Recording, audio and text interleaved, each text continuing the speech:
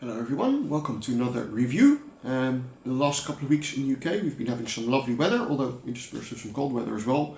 But about 2 weeks ago when I read the book I'm going to talk about, it was almost summer. So what better book to read than Autumn, obviously, right? So yeah, everyone and their mother has already read this book and talked about it on BookTube. So I'm rather late to the party, but like most other people I did greatly enjoy it. And I think because lots of people have already read it and because I find it the most interesting way to talk about this book, I'm going to go a bit in detail. It's not a very plot heavy book, so I don't know in how far you can talk about spoilers, but you know, if you don't know anything about what's going to happen and still want to read it unspoiled, please read it first and then watch this video. If you don't mind me talking in detail about things that happen later in the book, then please do keep watching. So yeah, I really loved this book. I see what all the fuss is about now.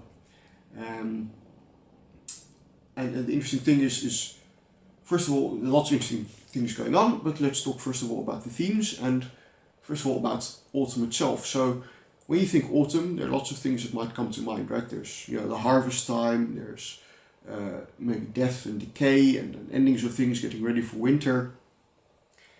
And lots of kind of cliched images of what autumn means, and Smith sidesteps all of that and comes up with a really fresh take on autumn, which I find really interesting, I think which ties in greatly to the fact that this was her Brexit novel. I'll get back to that in a second. So she goes for kind of the changes going on underneath the surface without noticing it yet. So she talks about an autumn where it's still warm, the days, especially in September, are still relatively long, and under the surface things have changed, but you don't really notice it yet, and if you don't want to, you could almost believe it's still summer. And that's kind of the whole atmosphere throughout this book, is about things changing without you really noticing them and what has actually changed.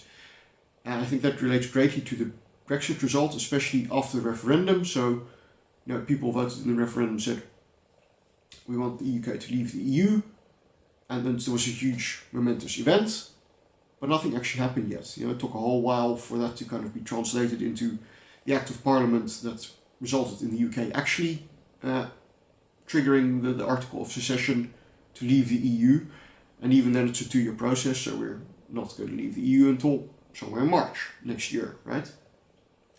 So in that sense the book very much fits kind of the Brexit feeling, the Brexit theme. And I don't know if the word Brexit isn't actually mentioned in the book as I recollect, although there's different mentions of the vote. It's up to you to know what the vote is. So, you know, in the 50th anniversary edition, if that ever comes out, they might need a footnote to explain that. But for now everybody knows what it's about.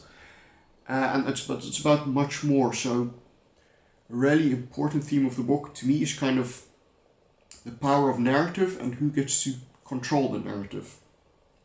Right, and it's kind of exemplified in the post office scene, where the man in the post office even reminds us, you know, this is not fiction, this is the post office.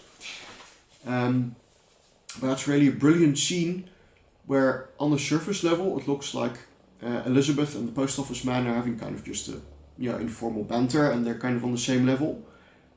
But if you look at what's really happening, there's one person who gets to control the narrative and who gets to decide, you know, what is a joke and what is serious, and one person who doesn't. You know, regardless of who's actually saying the things, only one of the two is in charge of what gets interpreted how. And that's kind of a key point, I think, for the whole book, about who is in charge of the narrative, who gets to interpret it. And we get the same kind of thing later when Daniel and Elizabeth are talking about the Goldilocks story, and they're talking about Goldilocks' motivations, and then Daniel says, or what if she was just a vandal, Daniel said, who went into places and defaced them for no reason other than that's what I, the person in charge of the story, have decided that all Goldilocks are like. Right, so this, because, you know, the interesting point is, so the person in charge of the narrative can really shape a world and create these stereotypes, right? So if you tell the Goldilocks story, you know, you can tell it in all different ways. You can't just say, well, Goldilocks are just vandals. So that's why Goldilocks vandalized it. There's nothing more to understand about it. And if you think about that, that plays out in a real life in various, media narratives or fictional narratives. I think you'll find some interesting parallels there. It's also interesting that Ali Smith kind of engages in a bit of that herself. She kind of, I almost want to say misleads the reader, but that implies an intentionality, which I'm not sure if it's there, but there's some interesting things because, so there's a number of intertextualities, so call-outs, references to other works of literature. So there's, for example, the opening line, "It was the worst of times, it was the worst of times," which is a reference to "It was the best of times, it was the worst of times" of Charles Dickens from his book A Tale of Two Cities, which is also about the revolution. I haven't actually read the book, but the opening sequence really tries to show that, there were multiple ways of interpreting the time depending on your point of view. It was winter, it was summer, it was good, it was bad.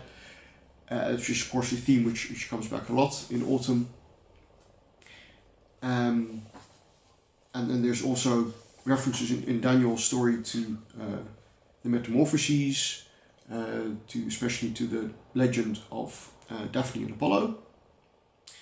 But those references are there, and they're also kind of made explicit in the book when later on Elizabeth is reading those books. She reads A Tale of Two Cities, she reads Ovid's Metamorphoses, and kind of points attention to it. At the same time, there are also references which are not called out. So, following on immediately from "It was the worst of times, it was the worst of times," we get "again." That's the thing about things, they fall apart. Which is a call out to things fall apart, or to possibly the Yeats poem, or to the work by, the novel by Chinua Achebe.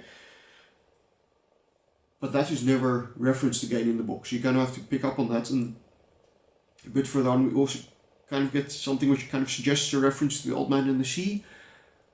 And what's definitely a reference is the scene where Daniel gets washed up on the beach. Is a very clear reference to an early scene in the Odyssey where Odysseus gets washed up on the beach and he's naked and he hides behind some bushes because there's a bunch of young girls who come to play on the beach. But again, the Odyssey is never explicitly referenced again. So there's references in here which are explicitly referenced, and there's references which you as a reader just have to pick up on and are never referred to. And it's kind of interesting, so are those supposed to be more important, less important? Do they have a meaning?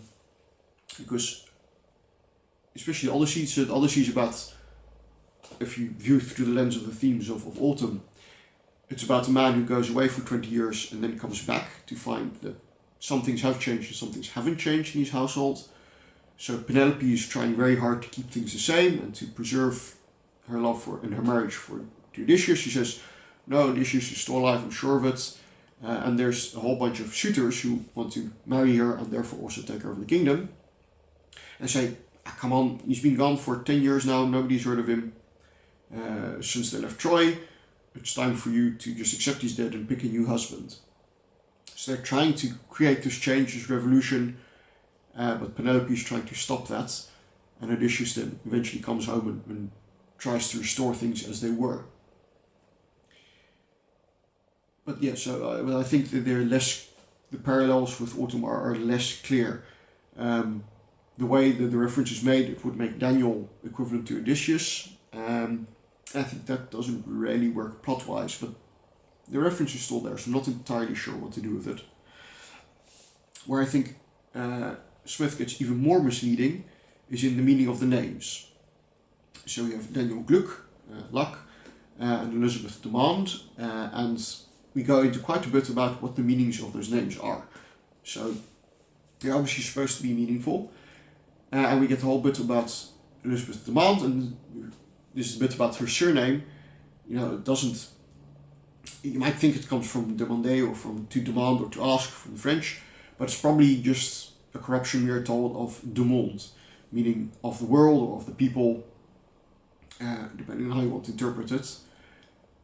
and kind of pushing the reader away from their natural inclination to interpret it as demand.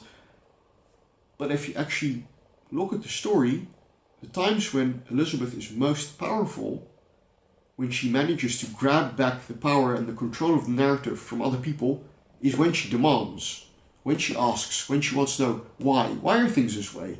Why does my passport picture have to meet these requirements? Why isn't it good enough? Why am I not allowed to walk along this fence? Why can't I study this pop artist? Right? At those moments when she dares to question the official narrative, that is when she manages to gain back the power for herself. So, but to realize that, you kind of have to question the narrative that Smith is feeding you. Right?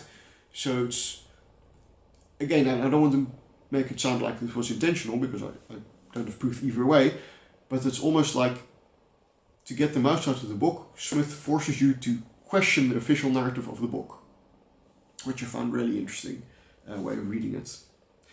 And then, yeah, so all of that is really thought-provoking, made me think a lot, made some really good points, which I really enjoyed. The final bit was just the language itself and kind of the playfulness. It reminded me a bit of Terry Pratchett, but where Pratchett kind of plays with the meanings and etymology of words. Pratchett really does it to make specific plot points, or occasionally just to make a really good pun.